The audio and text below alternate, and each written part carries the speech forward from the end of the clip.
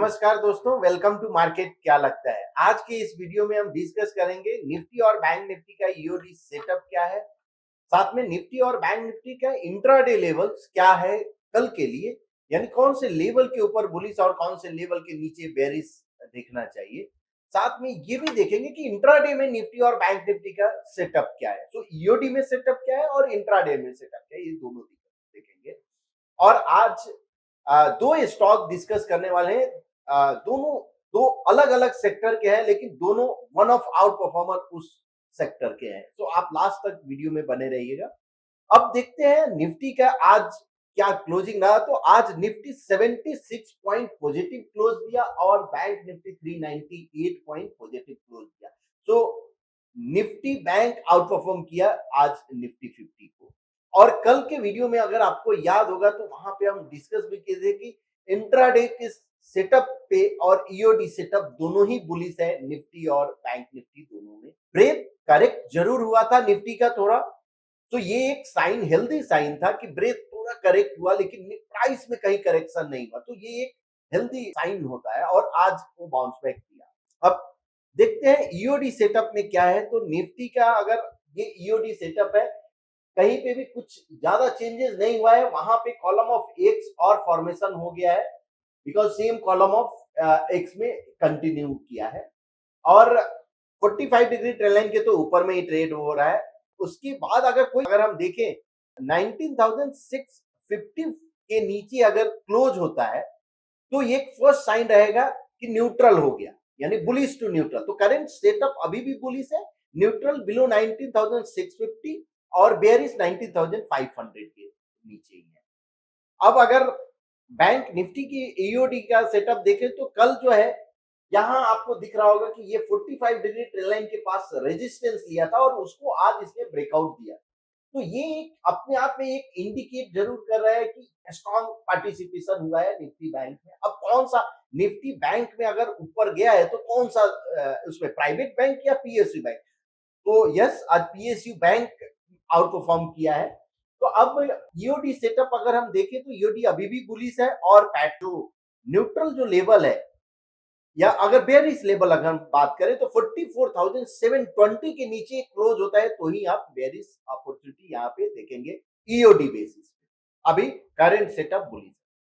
Now अगर हम बात करें इंट्राडे के लेवल का निफ्टी का, तो ये इंट्राडे का आपका सबसे पहले सेटअप अभी भी बुलिश है। क्यों? Because previous to anchor point के ऊपर में क्लोज हुआ है।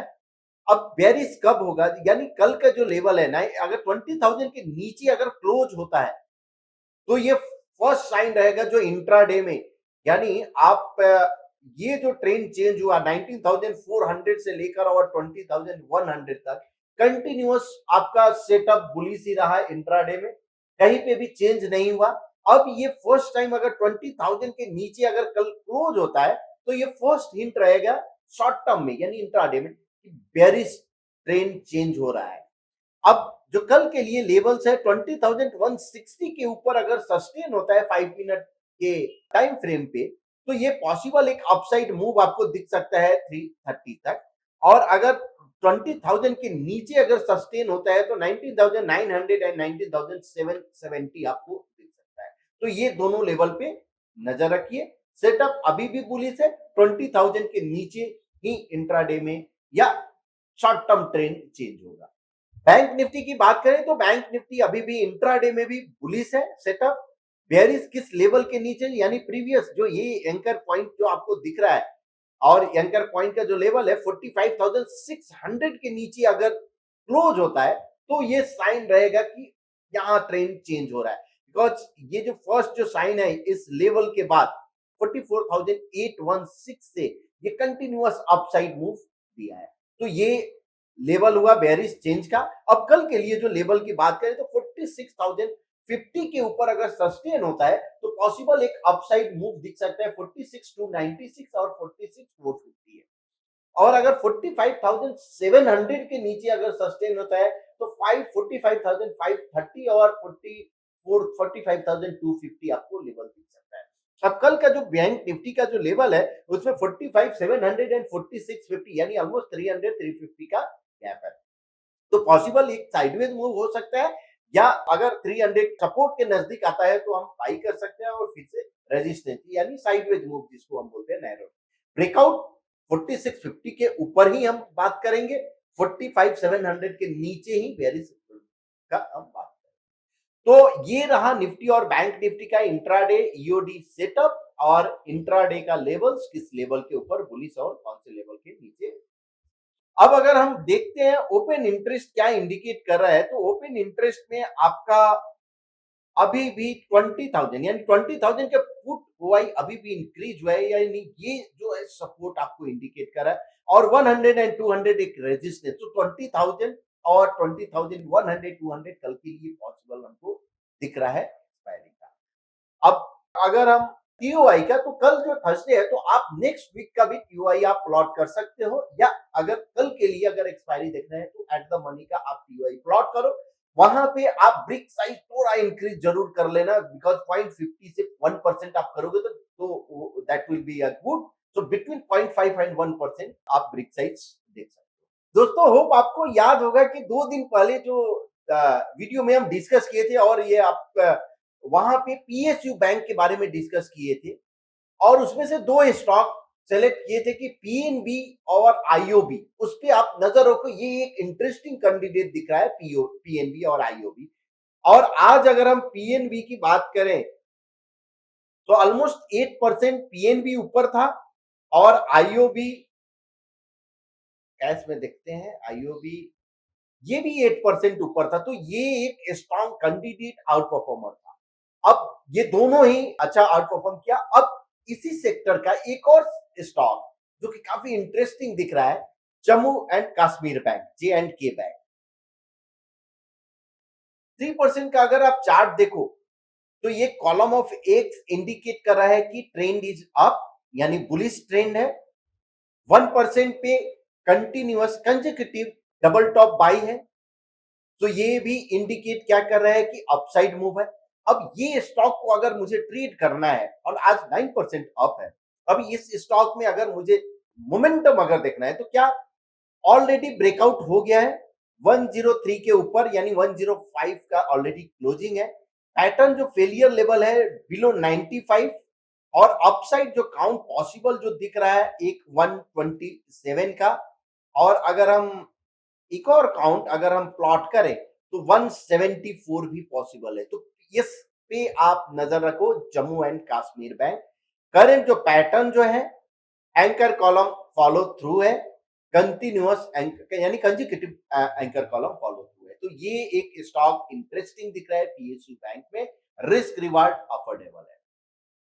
अनदर स्टॉक जो ये भी एक आउट परफॉर्मिंग सेक्टर यानी फार्मा सेक्टर का है, जो कि आगे हो सकता है कि फार्मा सेक्टर आपको काफी इंटरेस्टिंग दिखे, और उसका एक आउट परफॉर्मर स्टॉक है सन फार्मा। सन फार्मा का अगर करंट यानी 3% में अगर आप देखो तो ये ऑलरेडी 2000 ये 15 का हाई है, ऑलमोस्ट इधर ही 15 के हाई पे है। अब ये अगर क्रॉस करता है तो ये क्लियर आउट परफॉर्मर हो सकता है ना, यानी 7-8 ईयर्स का। अब अगर 0.25% के चार्ट पे, बिकॉज ये एफएनओ का है, ये करंट जो फॉर्मेशन है बुलिश एबीसी फॉर्मेशन हुआ है। पैटर्न जो फेलियर लेवल है बिलो 1128 है, पॉसिबल 1171 एंड 1204, ये एक शॉर्ट टर्म में मुझे दिख रहा है। ट्रायंगल ब्रेकआउट भी है, बुलिश एबीसी भी ब्रेकआउट है, तो ये स्टॉक शॉर्ट टर्म के लिए। अब अगर मुझे सन फार्मा में, बिकॉज सन फार्मा एक लिक्विड काउंटर है ऑप्शन में, तो अगर मुझे ऑप्शन में कोई स्ट्रेटजी बनाना है तो हम क्या करेंगे, ऑप्शन में हम आएंगे बिल्डर में, और यहां मैंने क्या लिखा सन फार्मा, मेरा व्यू क्या है बुलिश है, तो मुझे क्या चाहिए कि बुलिश को ये स्ट्रेटजी। अब यहाँ पे स्ट्रेटजी ऑलरेडी दिया हुआ है, तो बुलिश बेरिश और नॉन डायरेक्शनल बुलिश में है, और एक सिंपल बुल कॉल स्प्रेड बनाए। स्प्रेड मतलब एक बाई और एक दूसरा कॉल से, इसमें 1160 एंड 1180 मैंने बाई का ये किया, तो 1160 बाई करेंगे और 1180 सेल करेंगे, तो मेरा रिस्क जो है कितना है 3000 का रिस्क है, और मैक्सिमम जो प्रॉफिट है 10,000 पॉसिबल है। तो ये आप इस तरह का एक स्ट्रेटजी भी आप बना सकते हो। अगर रिस्क अगर यहाँ फ्यूचर में अगर आपको दिख रहा है कि अफोर्डेबल नहीं है यानी कैश पे, तो एक इस तरह का अपॉर्चुनिटी ऑप्शन में भी आप देख सकते हो। तो ये दोनों स्टॉक पे नजर रखिए। पैटर्न फेलियर लेवल ऑलरेडी मैंने दोनों का बोला है, बिलो 1128 सन फार्मा का है। होप आपको ये वीडियो पसंद आ रहा होगा, तो प्लीज शेयर कीजिए, लाइक कीजिए एंड सब्सक्राइब कीजिए। Thank you so much.